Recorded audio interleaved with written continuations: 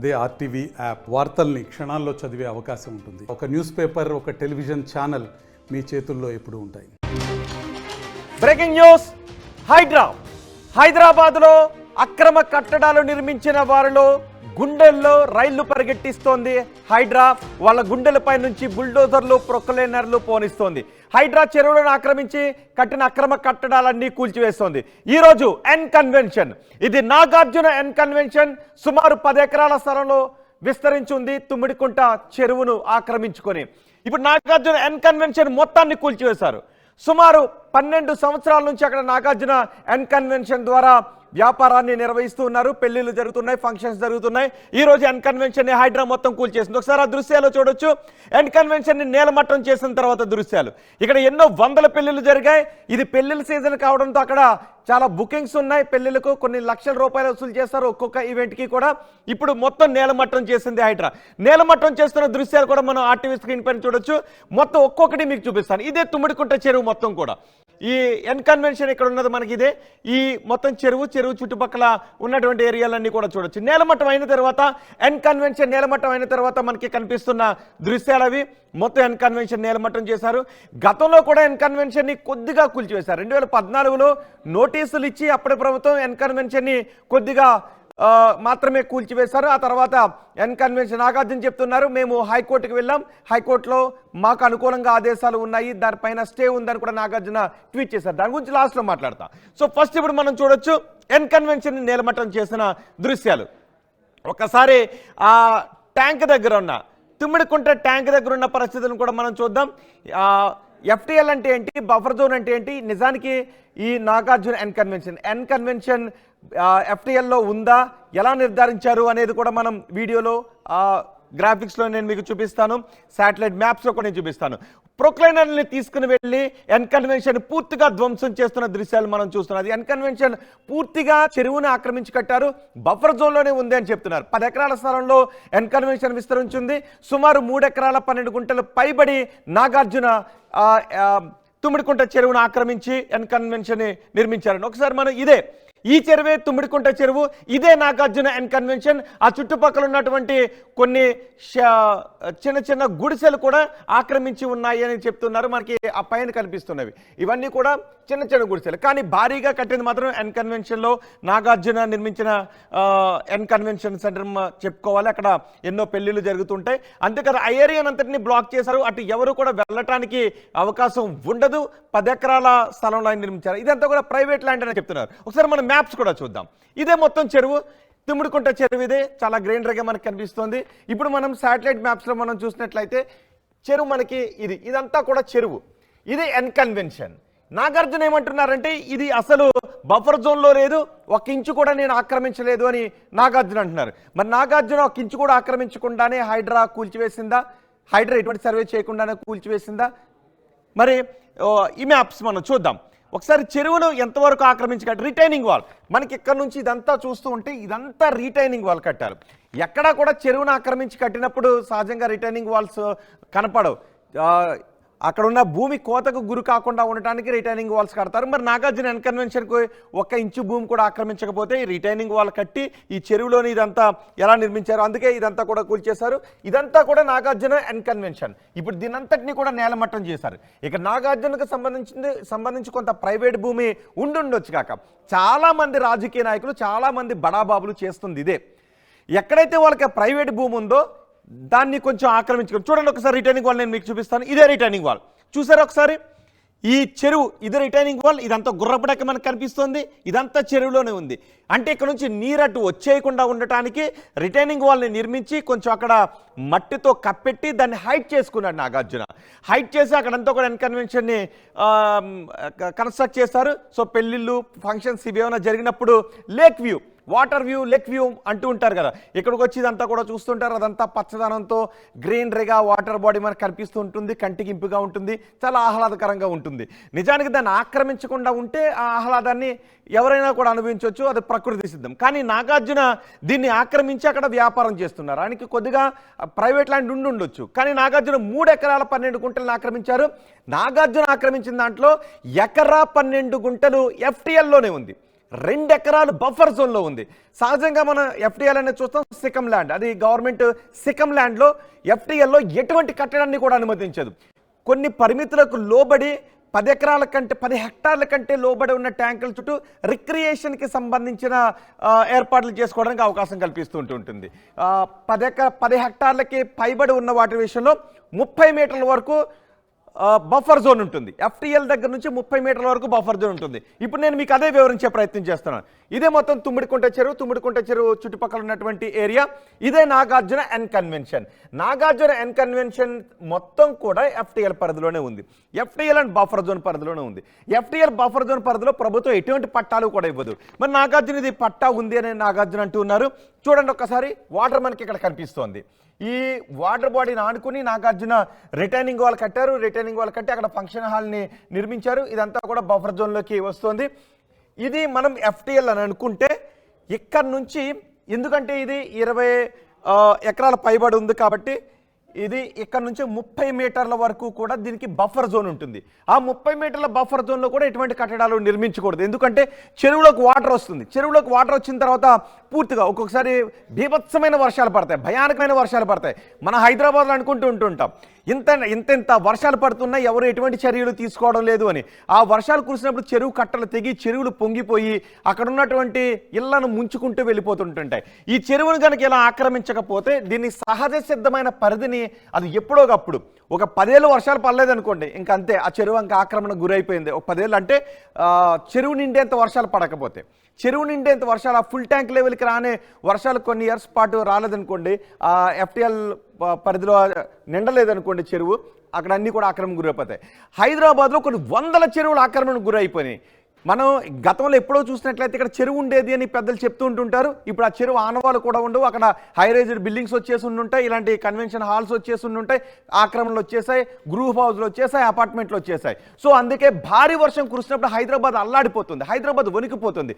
భారీ వర్షాన్ని హైదరాబాద్ ఎందుకు తట్టుకోలేకపోతుంది అంటే ఇది కూడా ఒక కారణం.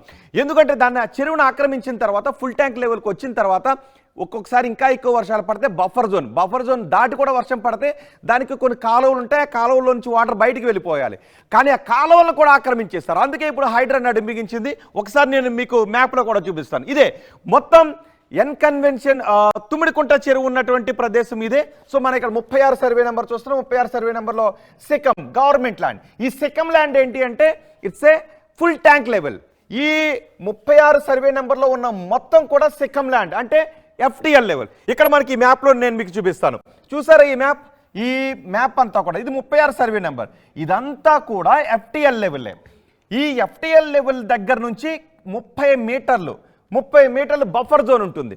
సో ఈ ఎఫ్టీఎల్ లెవెల్లో కానీ ఈ 30 మీటర్ల బఫర్ జోన్లో కానీ ఎవరు ఎటువంటి కట్టడాలు కూడా నిర్మించకూడదు. మనం ఇక్కడ చూస్తున్నాం 36 సర్వే నెంబర్లో దగ్గర 20 ఎకరాలు సికమ్ ల్యాండ్ గవర్నమెంట్ ల్యాండ్ ఉంది. అండ్ 37 సర్వే నెంబర్లో పట్టా ఇచ్చారు. 38 సర్వే నెంబర్లో కొంత పట్టా ఇచ్చారు. 2 ఎకరాల వరకు పట్టా ఇచ్చారు. 11 సర్వే నెంబర్లో కొంత పట్టా ఇచ్చారు. ఇక్కడ వరకు కూడా కొన్ని పట్టా ఇచ్చారు. మళ్ళీ ఇక్కడ మనకి 41/Pలో కొంత గవర్నమెంట్ ల్యాండ్ ఉంది. సో ఇక్కడ ఇది చూసారా, ఇది 37 సర్వే నెంబర్. ఇవన్నీ కూడా కొంచెం పట్టా ల్యాండ్లు ఇచ్చారు. పట్టా ఇచ్చేటప్పుడు కొన్ని రిస్ట్రిక్షన్స్ ఉంటాయి. మన నాగార్జున ఎన్ కన్వెన్షన్ సెంటర్కి ఎటువంటి పట్టా లేదు అని చెప్తున్నారు. మొత్తం అదంతా కూడా సికమ్ ల్యాండ్ని, ఏదైతే ఫుల్ ట్యాంక్ లెవెల్ ఉంటుందో సికమ్ ల్యాండ్ని ఆక్రమించి కట్టింది అని చెప్తున్నారు. ఇదే మొత్తం మనం మ్యాప్ చూసినట్లయితే ఈ 36 సర్వే నెంబర్లో ఉన్న ఈ ప్రదేశం అంతా కూడా ఫుల్ ట్యాంక్ లెవెల్, అది పూర్తిగా చెరువు భూమి. ఈ ప్రదేశంలో ఎక్కడ ఎటువంటి కట్టడానికి ప్రభుత్వం ఎట్టి పరిస్థితుల్లోనూ ఎవ్వరికీ కూడా అనుమతిని ఇవ్వదు.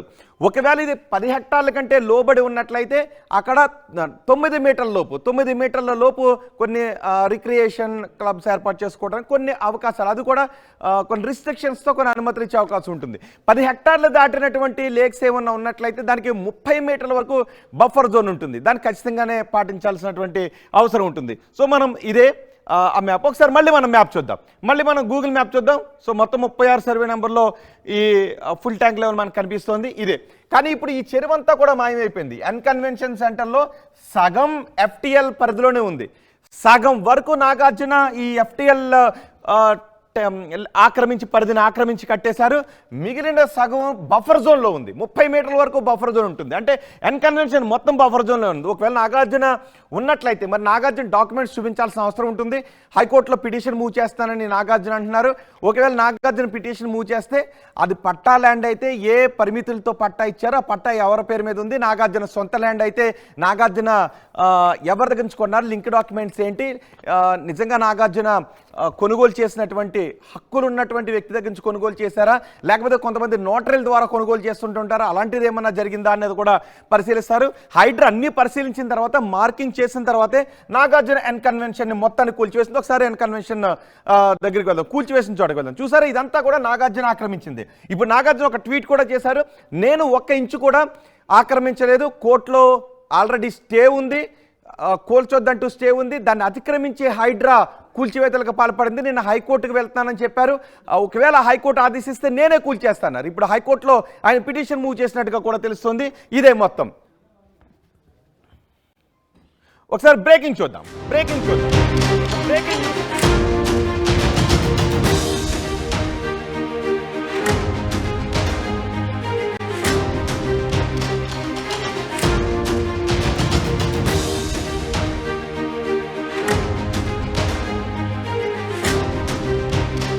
నాగార్జున ఇంతకుముందు ట్వీట్ చేశారు, ఇది కోర్టులో స్టే ఉంది, గతంలోనే నేను హైకోర్టుకు వెళ్ళాను, హైకోర్టు స్టే ఇచ్చింది, కానీ ఇప్పుడు ఎటువంటి నోటీసులు ఇవ్వకుండా కూల్చివేశారు, ఇది మొత్తం ప్రైవేట్ భూమి, పట్టా ఉంది అని నాగార్జున చెప్తున్నారు. నాగార్జున హైకోర్టుకు వెళ్ళారు, హైకోర్టులో హౌస్ మోషన్ పిటిషన్ వేశారు. ఇప్పటికే హైడ్రా కూల్చివేతలకు సంబంధించి హైకోర్టులో వాడివేడి వాదనలు జరిగాయి. అయితే హైడ్రాకు కొన్ని సూచనలు కూడా చేసింది, ఎటువంటి స్టే ఇవ్వలేమని చెప్తున్నాయి. కొంతమంది ఎవరైతే ఫామ్ హౌజులు ఉన్నాయో ఆ ఫామ్ హౌజులకు సంబంధించి కూల్చివేసే అవకాశం ఉంటుందని సంబంధించి జాన్వాడ ఫామ్ హౌస్కు సంబంధించి కూడా హైకోర్టుకు వెళ్ళినప్పుడు ఎటువంటి స్టే ఇవ్వడానికి హైకోర్టు నిరాకరించింది. కానీ హైడ్రా పరిధి గురించి వీటి గురించి కూడా హైకోర్టు ప్రస్తావించింది. అయితే డ్యూ ప్రాసెస్ని ఫాలో అవుతూ, లా ప్రాసెస్ని ఫాలో అవుతూ మీరు కూల్చివేతల్ని కొనసాగించవచ్చు అంటూ కూడా హైకోర్టు చెప్పింది. కానీ ఇక నాగార్జున అంటున్నారు, నాకు ఎటువంటి నోటీసులు ఇవ్వలేదు అని. మనం లా ప్రాసెస్ని ఫాలో అవ్వాలంటే, డ్యూ ప్రాసెస్ని ఫాలో అవ్వాలి అంటే నోటీసులు ఇవ్వాల్సిన అవసరం ఉంటుంది. కానీ ఇక్కడ నాకు ఎటువంటి నోటీసులు ఇవ్వలేదు, హైకోర్టులో స్టే ఉన్నప్పటికీ కూడా నా వాదనను నాతో నోటీసులు ఇచ్చి నేనేం చెప్తానో వినకుండా హైడ్రా ఏకపక్షంగా కూల్చివేసింది అని నాగార్జున హైకోర్టులో పిటిషన్ మూవ్ చేశారు. ఒకసారి మా ప్రతినిధి సాగర్ హైకోర్టు దగ్గర నుంచి మనకు అందుబాటులో ఉన్నారు, సాగర్తో మాట్లాడదాం. సాగర్, నాగార్జున హౌస్ మోషన్ పిటిషన్లో ఏం పేర్కొన్నారు? ఎన్కన్వెన్షన్ కూల్చివేతపై హైడ్రా అధికారులు తనకు ఎలాంటి నోటీస్ ఇవ్వకుండా కూల్చివేశారంటూ హీరో నాగార్జున హైకోర్టుని ఆశ్రయించారు. హౌస్ మోషన్ పిటిషన్ కూడా దాఖలు చేశారు. అయితే హైడ్రా కూల్చివేతలపైన అక్రమంగా కూల్చివేస్తుందని చెప్పి స్టే ఇవ్వాలంటూ ఆయన హైకోర్టును ఆశ్రయించినట్లుగా మనకు తెలుస్తుంది. అయితే ఓవరాల్ గా చూస్తే నాగార్జున తెలిపిన ట్వీట్ ద్వారా తెలిపిన వివరాల్లో తాను అక్రమంగా లేదు అని చెప్తున్నాడు. కానీ హెచ్ఎండిఏతో పాటు సంబంధిత అధికారుల నుంచి ఎలాంటి అనుమతులు తీసుకున్నారన్న వివరాలు మాత్రం వెల్లడించలేదు. దీంతో హైడ్రా డైరెక్ట్ గా రంగంలోకి దిగింది. దానికి వచ్చిన ఫిర్యాదు, హైడ్రా కమిషనర్ రంగనాథ్కి వచ్చిన ఫిర్యాదు ఆధారంగా సంబంధిత అధికారులకు, రెవెన్యూ లేదా మున్సిపల్, ఇరిగేషన్ అధికారులకు ఆ ఫిర్యాదు పైన పూర్తి డేటా సేకరించాలని హైడ్రా రంగనాథ్ ఆదేశాలు జారీ చేశారు. వారి యొక్క డేటా ఆధారంగా మనం ఒకసారి జీవో నెంబర్ 99 హైకోర్టు సూచించిన డైరెక్షన్ ఇచ్చిన నేపథ్యంలో జీవో నెంబర్ 99 లో కూడా సెక్షన్ 7 లో ప్రత్యేకంగా మెన్షన్ చేసి ఉంది. హైడ్రా సంబంధిత అధికారులు ఇచ్చిన డైరెక్షన్ ఆధారంగా ఎలాంటి చర్యలైనా తీసుకోవచ్చు అని చెప్పి జీవోలో మెన్షన్ చేసి, సో దాని ఆధారంగా ఏవి రంగనాథ్ ఎన్కన్వెన్షన్ పైన చర్యలు తీసుకున్నారు. కూల్చివేతలను కూడా ఎలాంటి ముందస్తు నోటీసులు ఇవ్వకుండానే గతంలో కూడా ఎమ్మెల్యేలకు సంబంధించిన ఎంఐఎం ఎమ్మెల్యేలకు సంబంధించి కానీ ఇతర భారీ నిర్మాణాలను కూల్చివేసే సందర్భంలో కూడా ఇలాంటి నోటీసులు ఇవ్వకుండానే హైడ్రా రంగంలోకి దిగింది. దీనికి ప్రత్యేక ప్రతిపత్తి కల్పిస్తూ ప్రభుత్వమే జీవో 99 ప్రకారం సర్వ అధికారులను ఇచ్చింది. సంబంధిత ఇరిగేషన్ లేదా మున్సిపల్ అధికారులు ఇచ్చిన డేటా ఆధారంగా ఈ చెరువులు FTL బఫర్ జోన్ పరిధిలో ఆక్రమణలు నిర్మిస్తే వాటిపైన ఎలాంటి చర్యలైనా తీసుకునే అధికారం హైడ్రాకు ఉంది. దాన్ని బేస్ చేసుకునే హైడ్రా ఈ ఎన్కన్వెన్షన్ కూల్చివేసిందని తెలుస్తుంది రోహిత్ మనకి. రూల్ ప్రకారమే హైడ్రా వెళ్తున్నామని చెప్తోంది, కానీ నాగార్జున మాత్రం ఆయన ఎన్కన్వెన్షన్ కూల్చివేత విషయంలో లీగల్ ప్రాసెస్ ని ఫాలో కాలేదు అని చెప్తున్నారు. ఆయన హౌస్ మోషన్ పిటిషన్ మూవ్ చేశారు. తెలంగాణ హైకోర్టులో. చూద్దాం మరి అక్కడ వాదనలో ఎటువంటి ఆర్డర్స్ నాగార్జునకు అనుకూలంగా వస్తాయో వ్యతిరేకంగా వస్తాయో, ఎటువంటి వాదనలు అక్కడ వినిపిస్తారు. ఒకసారి నేను ఎన్ కన్వెన్షన్ దగ్గరికి వెళ్తాను. ఎన్ కన్వెన్షన్ దగ్గర నుంచి సమాచారం అందించడానికి మా ప్రతినిధి రామదాస్ మనకు అందుబాటులో ఉన్నారు. రామదాస్, మొత్తం కూల్చివేత కార్యక్రమం పూర్తి అయిపోయిందా? ఇప్పుడు ఎన్ కన్వెన్షన్ దగ్గర ఉన్న పరిస్థితి ఏంటి? రైట్ రోహిత్, ఎగ్జాక్ట్లీ నేను మీకు చూపిస్తాను. ఎన్ కన్వెన్షన్ గోడ ప్రధాన గేట్ అక్కడ ఒకసారి మనం కెమెరామెన్ అటు జూమ్ చూసే ప్రయత్నం చేస్తారు. అదే మెయిన్ గేట్. కానీ ఇప్పుడు ఆ మెయిన్ గేట్ ప్రస్తుతానికి క్లోజ్ చేసి లోపల కూల్చివేతలు సాగాయి. అండ్ ఒక్కసారి ఇటువైపు రండి. ఒక్కసారి ఇది ఈ గోడ చూడండి. ఈ గోడను కూల్చివేస్తే అధికారులు కొంత ఇందులోంచి కూడా ఇక్కడ నుంచే కూడా హిటాచి బండి వెళ్ళింది ఈ గోడ కూల్చివేసి. సరిగ్గా ఇదే మెయిన్ రోడ్ నుంచి ఈ గోడ నుంచే ఇక్కడే ఇది లాన్ మీరు సరిగ్గా చూడండి. ఇది లాన్. అక్కడ శాశ్వత నిర్మాణాలు, హాల్స్, కన్వెన్షన్ హాల్స్ దాదాపు 3.5 ఎకరాల్లో 10 ఎకరాల విస్తీర్ణంలో ఉన్నటువంటి ఎన్ కన్వెన్షన్ సంబంధించినటువంటి 3.5 ఎకరాల్లో ఎఫ్టీఎల్ అండ్ బఫర్ జోన్ రెండు కలిసి ఉన్నటువంటి ఈ ప్రాంతంలో 1.5 ఎకరం మాత్రం ఎఫ్టీఎల్, 2 ఎకరాలు బఫర్ జోన్. ఈ ప్రాంతంలో శాశ్వత నిర్మాణాలు, కన్వెన్షన్ హాలు, అలాగే రకరకాల నిర్మాణాలు చేపట్టారు. ప్రస్తుతం దీనికి సంబంధించిన కూల్చివేతలు అయితే పూర్తి స్థాయిలో కొనసాగాయని చెప్పవచ్చు. కూల్చివేతలు ప్రస్తుతానికి కంప్లీట్ చేసుకుని అధికారులు భోజనానికి వెళ్ళిన పరిస్థితి కనబడుతుంది. ఒకటే మనకి ఇక్కడ చెప్తున్నాను, డబ్బున్న వాళ్ళు అత్యధికంగా అంటే 100 కోట్ల డబ్బున్న వాళ్ళకు అడ్డా ఇది. పెళ్లిళ్ళకు కానీ, వేడుకలకు కానీ, ఈవెంట్లకు కానీ. మనం ఒకసారి ఒక ఎగ్జాంపుల్ చెప్తాను మీకు రోహిత్. దాదాపు 20 పెళ్లిళ్ళు ఇవాళ 20 పెళ్లిళ్ళు ఈ నెలలో జరగాల్సిన 20 పెళ్లిళ్ళు రద్దయినట్టుగా తెలుస్తున్నాయి. ఎందుకంటే భారీ సెట్టింగ్లకు, అట్టహాసంగా జరిగే వేడుకలకు అడ్డా అయినటువంటి ఎన్ కన్వెన్షన్ సెంటర్లో ప్రస్తుతానికి ఆ ఈవెంట్లన్నీ రద్దయినట్టు. ఎందుకంటే ఒక్కొక్క పెళ్లి చేసుకోవాలంటే డబ్బున్నలు దాదాపుగా 50 లక్షల నుంచి ₹1 కోటి వరకు ఖర్చు పెట్టడానికి పెద్దగా వెనుకాడే పరిస్థితి ఉండదు హైదరాబాద్లో. అండ్ అఫ్ కోర్స్ ఇక్కడ ప్రస్తుతానికి 20 పెళ్లిళ్ళు రద్దు కావడంతో వాళ్ళంతా కూడా ఎన్ కన్వెన్షన్ యాజమాన్యాన్ని అడుగుతున్నట్టుగా తెలుస్తుంది. మరి మేము పెళ్లిళ్ళు ఎక్కడ చేసుకోవాలి, ఏం జరగాలనే విషయాన్ని కూడా వాళ్ళు ఆరా తీసినట్టు తెలుస్తుంది. Very interesting. మీకు ఈ సబ్జెక్ట్ మీకు చెప్తున్నాను. 20 పెళ్లిళ్ళు దాదాపుగా రద్దయినట్టుగా తెలుస్తుంది. సరే, డబ్బుల సంగతి పక్కన పెడితే ప్రస్తుతానికి వాళ్ళ వేడుకలు ఎక్కడ జరుపుకోవాలనేది ప్రశ్నార్థకం. దాదాపుగా ఇక్కడ చాలా కాస్ట్లీయెస్ట్ గా ఉంటుంది భోజనం కూడా. నాన్ వెజ్ అయితే 1800 ప్లస్ GST ప్లేట్కి, వెజ్ అయితే 1500 ప్లస్ GST ఈ రకంగా నిర్ణయిస్తారు. అడ్డగోలుగా ఉంటాయి. డబ్బున్నలు పెద్దగా లెక్క చేయరు. విలాసాలకు అలవాటు పడ్డ వాళ్ళు ఇలాంటి వేదికల మీద వేడుకలు చేసుకుంటారు కాబట్టి దట్ డజంట్ మ్యాటర్. సో దాదాపుగా 50 లక్షల నుంచి ₹1 కోటి వరకు ఇక్కడ పెళ్లిళ్ళు కానీ, వేడుకలు చేసుకోవాలి కానీ ఖర్చు అవుతుంది. సో ఇప్పుడు ఆ పరిస్థితి ఏంటి?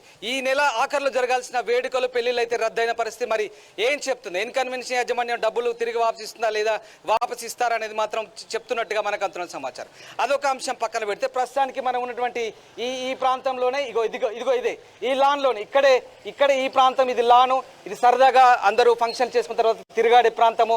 ఇక్కడ నుంచి అక్కడ మనకు కనబడుతున్నటువంటి శిథిలాలు. పూర్తి స్థాయిలో ఎన్ కన్వెన్షన్ ప్రస్తుతానికి శిథిలావస్థకు వచ్చింది.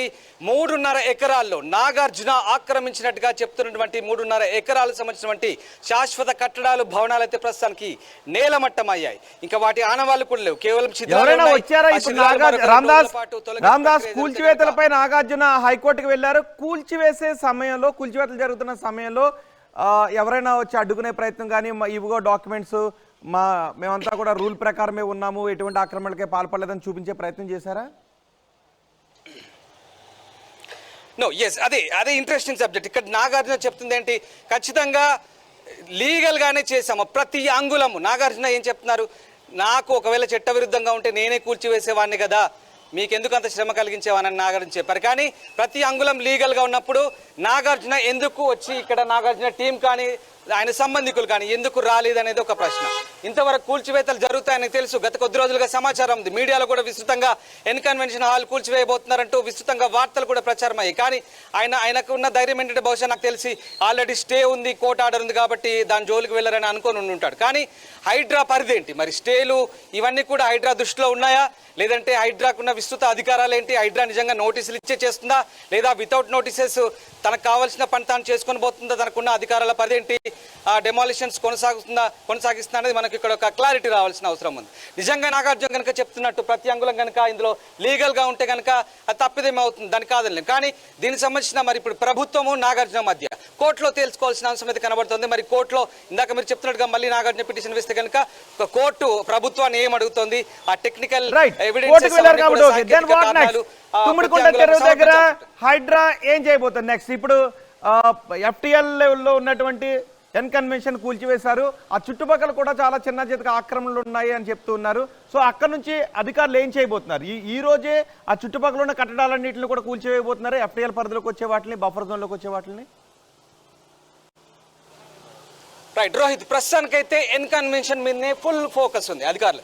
ఎన్ కన్వెన్షన్ సంబంధించిన ఈ 3.5 ఎకరాలు క్లియర్ చేసిన తర్వాత ఇప్పటికైతే దాదాపుగా 100% నిర్మాణాలు పూర్తిగా డెమాలిషన్ కంప్లీట్ అయిపోయిన పరిస్థితి మనకు కనబడుతుంది. అక్కడ ఏం లేవు, ఇంకా మీకు కూల్చివేయడానికి కూడా పెద్దగా ఏం లేవు. అక్కడ శాశ్వత నిర్మాణాలతో పాటు అన్ని కూడా కూల్చివేశారు. నేను చెప్పాను మీకు, డైనింగ్ హాల్స్, రెస్ట్ రూమ్స్తో సహా కంప్లీట్ గా కూల్చేశారు. వాటర్ ట్యాంకులతో సహా కంప్లీట్ గా కూల్చేశారు. ఇంకా తీసివేయడానికి ఏం లేదు. ఇక్కడ కూల్చివేసేటప్పుడు లోపల కాస్ట్లీ ఫర్నిచర్ ఉంటుంది కదా, మరి అవి తీసుకున్నారా వాళ్ళు? అంటే నాకు ఎటువంటి నోటీసులు ఇవ్వలేదని చెప్తున్నారు. సో దాని అంతటిని తీసుకుని వేరే చోటకి పట్టుకెళ్లే సమయం ఇచ్చారా, లేకపోతే వాటితోనే కూలిపోయిందా? ఎగ్జాక్ట్లీ, ప్రతి ఒక్కరికి వచ్చే సందేహం, జనరల్గా వార్త చూసినప్పుడు ప్రతి ఒక్కరికి వచ్చే సందేహం, అయ్యో ఎన్ కన్వెన్షన్ సెంటర్లో విలువైన ఫర్నిచర్ అదంతా ఉంటుంది, మరి దీన్ని ఏం చేశారనేది. కానీ ఇక్కడ ఆ యాజమాని, ఎన్ కన్వెన్షన్ సెంటర్ యాజమాని అయినటువంటి నాగార్జున సంబంధికులు కావచ్చు, ఈ ప్రాంతంలో పనిచేసే అధికారులు, మరి ఆయన సంబంధించిన అధికారులు వాళ్ళు ఏం చేశారు? ఆ ఫర్నిచర్ను స్వాధీనం చేసుకున్నారా లేదా అనేది ఇంకా తెలియాల్సింది. అధికారులు మాత్రం అలాంటి ఏం ఉపేక్షించారు, అలాంటి ఏం చూడరు.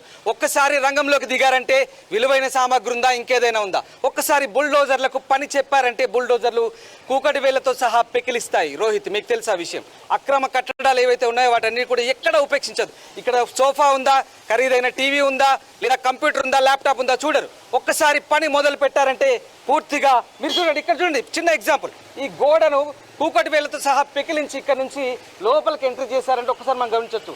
పూర్తి స్థాయిలో ప్రతి ఒక్క కట్టడాన్ని కూల్చివేసిన పరిస్థితి. మరి ఆ విలువైన సామాగ్రిని వాళ్ళు తీసుకెళ్లారా లేదా అందులోనే ఉందా అనేది తెలియదు. కానీ కొన్ని విలువైన డాక్యుమెంట్లు, ఇన్ఫర్మేటివ్ సంబంధించినటువంటి ఏదైతే ఉంటాయో అవన్నీ కూడా స్వాధీనపరచుకున్నట్టుగానే తెలుస్తోంది. స్థానికంగా ఎన్ కన్వెన్షన్ పర్యవేక్షించేటువంటి నాగార్జున స్టాఫ్ ఎవరైతే ఉన్నారో వాళ్ళంతా కూడా తీసుకున్నట్టుగా తెలుస్తుంది. బహుశా ఇంకా ఏదైనా విలువైన సామాగ్రి ఉంటే కనుక అది బహుశా అందులోనే ఆ డెమాలిషన్లోనే కలిసిపోయి ఉండే అవకాశం లేకపోలేదు. ఎందుకంటే నాగార్జున మరి ఒకవేళ అది కనుక తీసుకొని ఉంటే కనుక నాగార్జున ముందే అప్రమత్తమైనట్టు మనకు లెక్క, దాన్ని బట్టి ముందే అలర్ట్ అయినట్టు లెక్క. సో ఆ రకంగా నాగార్జున ఏం చేశాడనేది, ఇంకా ఆ నాగార్జున తరపు సిబ్బంది ఏం చేస్తారనేది మాత్రం మనకు క్లారిటీ రావాల్సి ఉంది. పైకి వెళ్ళి లోపల ఫర్నిచర్ తీసుకునేంత సమయం ఉందా, కాస్ట్లెస్ ఎల్సిడీలు, ఈ ఫర్నిచర్ అంతా ఉంటుంది కదా, ఉందో లేదో కూడా చెక్ చేయండి. ఆ శిథిలాల్లో ఎలాంటిది ఉందో అది కూడా జాగ్రత్త తీసుకుంటూ ట్రై చేయండి. విశ్వ ప్రయత్నం చేశాను రోహిత్, నేను చాలా విశ్వ ప్రయత్నం చేస్తున్నాను. ప్రస్తుతం నేను ఒక కూరుకుపోయిన బురద ప్రాంతంలో ఉన్నాను. మీరు కరెక్ట్ చూడండి, ఇక్కడ నుంచి ఇంకా ఒక అంగుళం ముందుకు వెళ్ళడానికి కూడా వీల్లేదంటూ పోలీసులు మనని ఇక్కడనే కట్టడి చేసిన పరిస్థితి. ఇది కూడా ఎక్స్క్లూజివ్గా మనం మాత్రమే ఇక్కడ నుంచి ఇస్తున్నాం, ఎక్స్క్లూజివ్గా. ఇంకా ఇక్కడ నుంచి ముందుకు వెళ్ళే పరిస్థితి లేదు. ప్రస్తుతానికి శిథిలాల దగ్గరికి వెళ్ళి చూపించాలని ఉంది, కానీ అక్కడికి వెళ్లేందుకు అనుమతి లేదు. అలాగే దాంతోపాటు ప్రస్తుతానికి కట్టుదిట్టమైన మీకు ఉదయం మీరు బహుశా చూసుంటారు, 3 అంచెల భద్రతా వ్యవస్థ మెయిన్ రోడ్ నుంచి, హైటెక్ సిటీ నుంచి కుక్కటిపల్లి వైపు వెళ్ళే మెయిన్ రోడ్ నుంచి 3 అంచెల భద్రతా వ్యవస్థ ఏర్పాటు చేశారు. అసలు ఉదయం ఈ మాత కవరేజ్ కూడా అనుకూలంగా లేని పరిస్థితి. ప్రస్తుతానికైతే మనం ఓ కూల్చివేసిన గోడ ప్రాంతంలో చొచ్చుకొని లోపలికి కాస్త రిస్క్ చేసే వచ్చాము. ఆర్టీవీ టీం, మన camera person, video journalist Ganesh కూడా నాతో సహకరిస్తున్నారు. ప్రస్తుతానికి ఇంత మాత్రం మనం వెళ్ళగలం. అక్కడ నుంచి మనం కేవలం ఆ శిథిలాలు మాత్రం చూడగలం.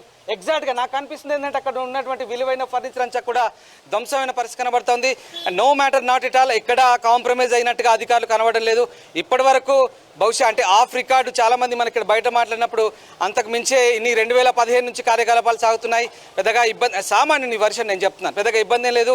అంతకంతకు ఈవెంట్లు జరిపి సొమ్ము చేసుకున్నారు, ఇది పెద్ద లెక్క కాదంటూ వాళ్ళ వాదన, ఇది మన వాదన కాదు. సో ఆ రకంగా అభిప్రాయాలు నేను విన్నాను. సో వాట్ ఎవర్, మొత్తం మీద అయితే ప్రస్తుతానికి పూర్తిగా డెమాలిషన్స్ అయితే కంప్లీట్ అయ్యాయి. మేబీ ఈ డెబ్రిస్ అంతా కూడా శిథిలాల తొలగింపు ప్రక్రియ రేపు ఎల్లుండి చేపట్టి కనుక ఈ 3.5 ఎకరాల తుమ్మిడి చెరువు ఏదైతే ఉందో మళ్ళీ పూర్వ వైభవాన్ని సంతరించుకోబోతుంది. Rohit, right Ramdas, Nagarjuna N convention ని పూర్తిగా నేలమట్టం చేసింది హైడ్రా. ఇది పూర్తిగా FTL పరిధిలోను, బఫర్ జోన్లోనూ ఉంది. 3 ఎకరాలు గవర్నమెంట్ ల్యాండ్ని ఆక్రమించారు. శిఖం భూమిని 1.12 గుంటలు ఆక్రమించారు. FTL పరిధిలోకి వస్తుంది. శిఖం అంటే FTL పరిధిలోకి వస్తుంది. మనం ఇంతకుముందు మ్యాప్లో చూసాం. దాన్ని 1.12 గుంటలు, ఆ తర్వాత 2 ఎకరాలకు దగ్గరగా బఫర్ జోన్ను ఆక్రమించారు. మొత్తం 3 ఎకరాలకు పైబడి నాగార్జున ఈ ప్రభుత్వ భూమిని, చెరువు భూమిని ఆక్రమించి ఇప్పుడు మీరు చూస్తున్న ఇంత పెద్ద ఎన్కన్వెన్షన్ ని అక్కడ నిర్మించారు. ఇక్కడ రిటైనింగ్ వాల్ కూడా మనకి కట్టారు. మొత్తం చెరువు 29 ఎకరాలకు దగ్గరగా ఉంది. 29 ఎకరాల చెరువు కాస్త ఇప్పుడు 10 ఎకరాలకు కుజించుకుపోయిన పరిస్థితి ఉంది. ఎఫ్టీఎల్ పరిధే 20 ఎకరాల వరకు ఉంది. 36 సర్వే నెంబర్లో ఉంది. 36 సర్వే నెంబర్లో 20 ఎకరాలు శీకం భూమి ఉంది. ఆ 20 ఎకరాలు కూడా చాలా కుచించుకుపోయి ఆక్రమణకు గురైంది. అక్కడ నుంచి వెళ్ళే స్లూయిస్ కాలువలు, ఇదే రిటైనింగ్ వాల్ చూసారా, ఇదే ఎఫ్టీఎల్.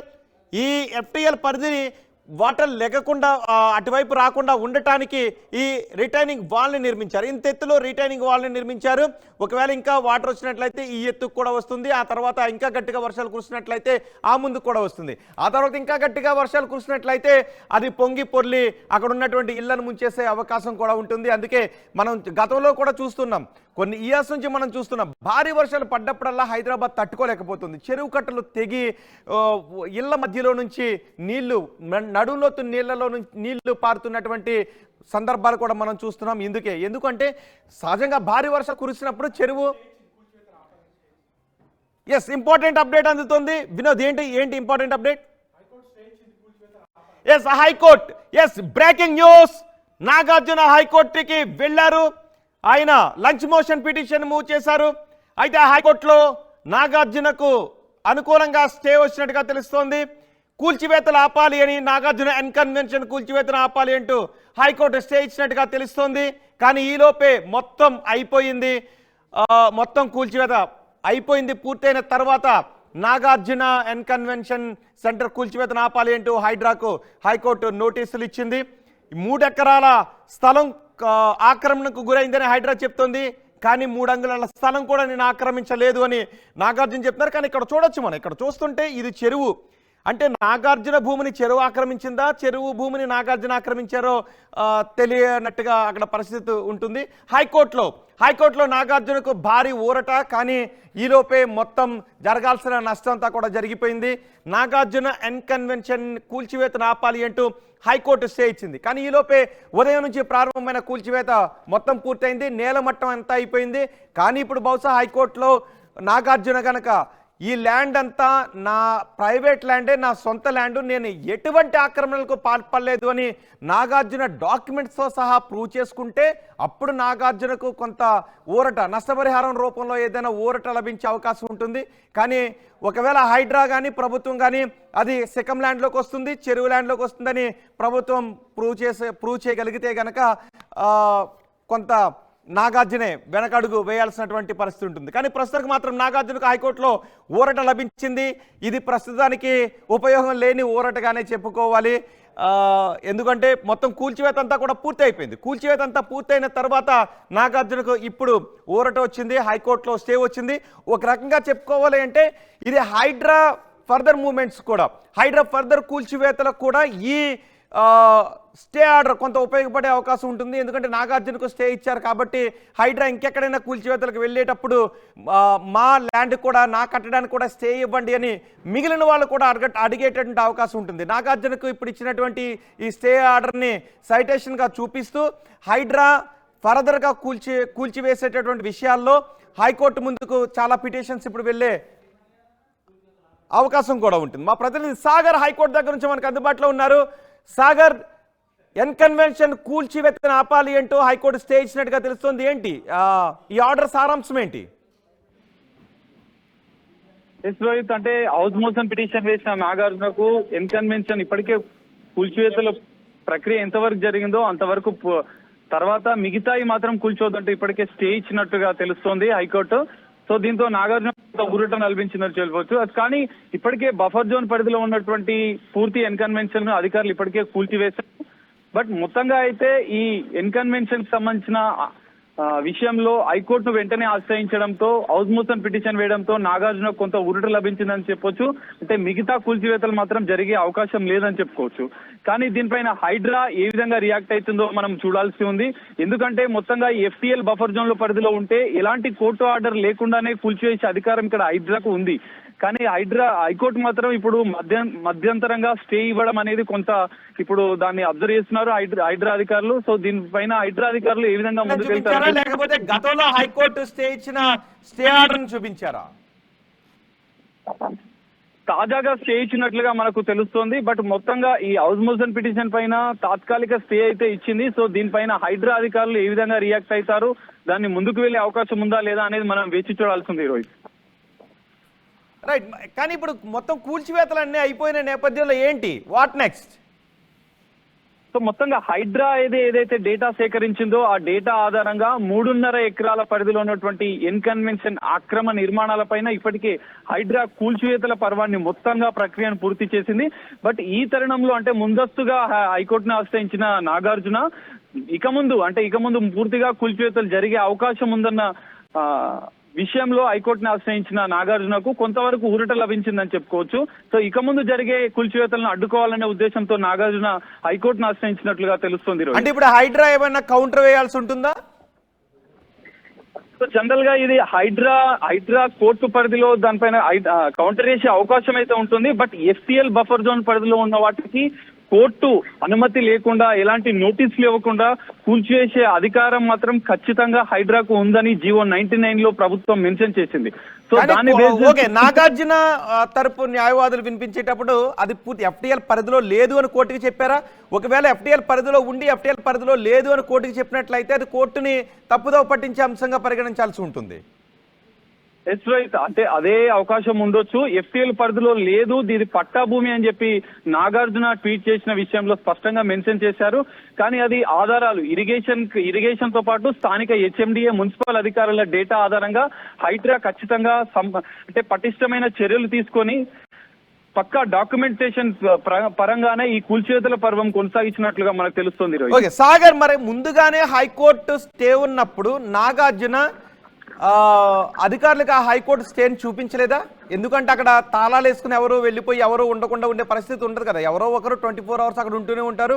సో హైడ్రా అధికారులు వచ్చినప్పుడు ఒక స్టే ఉంది అనే విషయాన్ని వాళ్ళకి అధికారులకు చెప్పలేదా? ఆర్డర్ కాపీని చూపించలేదా?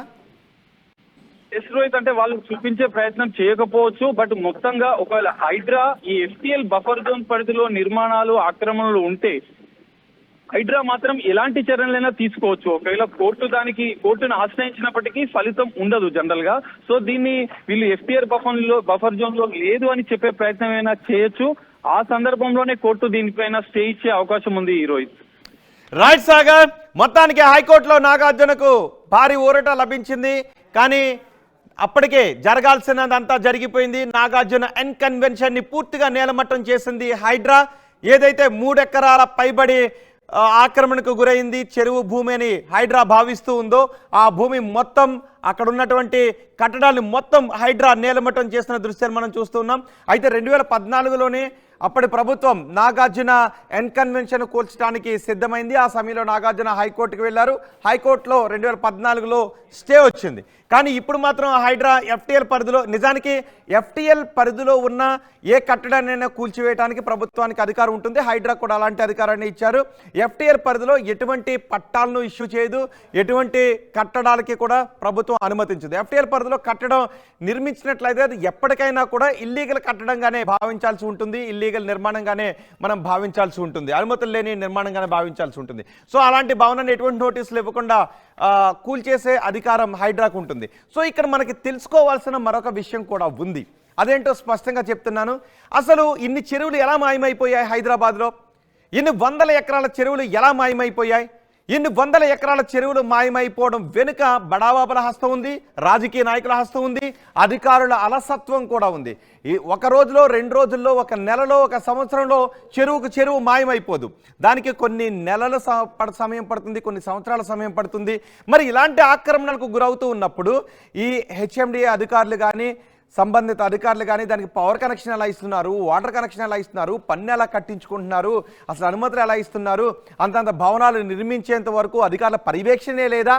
అసలు అధికారులు అటువైపు కన్నెత్తు కూడా చూడడం లేదా? మరి ఇన్ని ఆక్రమణలు అయిపోయిన తర్వాత మళ్ళీ కోర్టు లిటిగేషన్లు, ఇందులో పట్టా భూమని లేదు, ఇది ఆక్రమణ భూమని, ఇంతవరకు వచ్చి కూల్చివేతలు. ఎందుకంటే కూల్చివేతలు ఇదే మొదటిసారి కాదు. ఇప్పుడు హైడ్రా చాలా దూకుడుగా వెళ్తోంది. కానీ హైడ్రా దూకుడుగా వెళ్ళటానికంటే ముందే మనం గతంలో ఎన్నో కట్టడాల కూల్చివేతలు మనం చూసాం. అయ్యప్ప సొసైటీలో కట్టడాలు మనం చూసాం, కట్టడాల కూల్చివేతలు మనం చూసాం, ఇలా ఎన్నో కట్టడాల కూల్చివేతలు మనం చూసాం. అయినప్పటికీ మరి ఎవరి అలసత్వంతో ఈ కట్టడాలన్నీ చోటు చేసుకుంటున్నాయి? ఇంతవరకు ఇంతవరకు కట్టే అవకాశాన్ని అధికారులు ఇవ్వడం ఎందుకు, ఇప్పుడు కూల్చివేతలకు పాల్పడడం ఎందుకు అని సాధారణ ప్రజలు కూడా ప్రశ్నిస్తున్నారు. ఏది ఏమైనప్పటికీ కూల్చివేతల్ని ఆహ్వానించదగినటువంటి విషయమే, ఆక్రమణలను కూల్చివేతలు ఆహ్వానించదగినటువంటి విషయమే. కానీ అధికారులు ఎక్కడైనా కూల్చివేతలు అయిపోయాయి కదా అని చేతులు దులుపుకోవడం కాదు, వీటిపైన పక్కా నజర్ వేయాలి, పక్కా కన్నేసి ఉంచాలి, పక్క పర్యవేక్షణలో ఉంచాల్సినటువంటి అవసరం ఉంటుంది. మరోసారి మెల్లమెల్లగా ఆక్రమణలకు అవకాశాన్ని కల్పిస్తుంది. నిజానికి అక్కడ ప్రైవేట్ ఖాళీ స్థలం ఉందన్నప్పుడు రాజకీయ నాయకులు లేకపోతే ఎవరైనా బడాబాబుల కన్ను పడ్డప్పుడు అక్కడ మెల్లమెల్లగా గుడిసెలు వేయిస్తారు. గుడిసెలు వేయించిన తర్వాత ఆ తర్వాత చిన్నగా ఇటుకలతో చిన్న కట్టడాలు నిర్మిస్తుంటారు. ఆ కట్టడం కాస్త పెద్ద కట్టడం అవుతుంది. ఆ తర్వాత వాళ్ళు వచ్చి దాన్ని ఆక్యుపై చేసి ఒక పెద్ద కన్స్ట్రక్షన్ నిర్మిస్తుంటుంటారు. ఇలా ఎన్నో చెరువులు ఆక్రమణకు గురైన పరిస్థితులు కూడా ఉన్నాయి. ఒక ఎన్కన్వెన్షన్ మాత్రమే కాదు, ఇంకా చాలా ఉన్నాయి. మరి అధికారుల అలసత్వం కూడా ఇక్కడ కనిపిస్తుంది. ఎవరైతే కబ్జాదారులు ఉన్నారో ఆ కబ్జాదారులు చెరువులను కబ్జా చేయడం ఒక ఎత్తు అయితే, దానికి అవకాశం కల్పిస్తున్నటువంటి సంబంధిత అధికారులతో కూడా చాలా అలసత్వం. ఎందుకంటే అధికారులను మీరు పని చేయండి అని కదా వాళ్ళకి జాబ్ ఇచ్చింది, పని చేయండి అని కదా మరి వాళ్ళకి శాలరీ ఇస్తుంది. మరి అధికారులు కట్టడాలన్నింటి విషయంలో చూసి చూడనట్టుగా ఉంటున్నారా? చూసి చూడనట్టుగా ఉండే అధికారులు కూడా శాలరీ తీసుకునే హక్కు లేదు కదా. సో మరి ఇన్ని కట్టడాలకు అనుమతినిచ్చినటువంటి ఆక్రమణలకు అవకాశం కల్పించినటువంటి అధికారులు కూడా బాధ్యత వహించాలి. సో ఇప్పుడు కూల్చివేతలు కొనసాగుతున్నాయి, కూల్చివేతలను ఆహ్వానించదగ్గ విషయమే. హైడ్రాని ఖచ్చితంగా అభినందించాలి, హైడ్రాని మనం ప్రోత్సహించాలి. కానీ ఇది ఇంతటితో ఆగకూడదు. ఆక్రమ కట్టడాలన్నింటినీ కూల్చివేసిన తర్వాత ఇంకెటువంటి ఆక్రమణలకు తావు లేకుండా ప్రభుత్వం కట్టుదిట్టమైన చర్యలు తీసుకోవాలి. ప్రస్తుతానికైతే నాగార్జునకు అనుకూలంగా ఊరట కలిగిస్తూ స్టే వచ్చింది. కానీ అప్పటికే అన్కన్వెన్షన్ కూల్చేశారు. ఇక మీదట మరి నాగార్జున చేసే న్యాయ పోరాటం ఎన్కన్వెన్షన్ విషయంలో ఏ విధంగా ఉంటుందో మనం చూద్దాం.